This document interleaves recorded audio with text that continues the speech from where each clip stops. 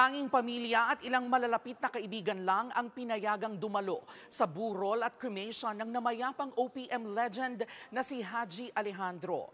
Maging ang kanyang longtime partner na si Alina, hindi nakadalo. Nasa frontline ng balitang yan, si MJ Marfori.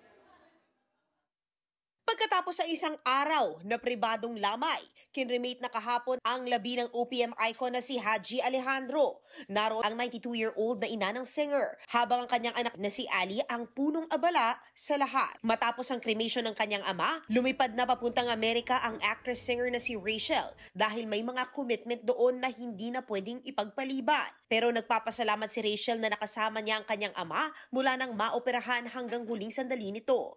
Inaalay rin niya kay Haji ang kanyang panalo bilang Best Supporting Actress sa nakaraang Manila International Film Festival.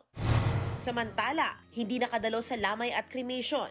Pinili ng longtime partner ni Haji na mag-alay na lang ng bulaklak sa Walk of Fame star ng namayapang OPM icon. Nitong Lunes, pumanaw si Haji sa edad na 70 dahil sa colon cancer.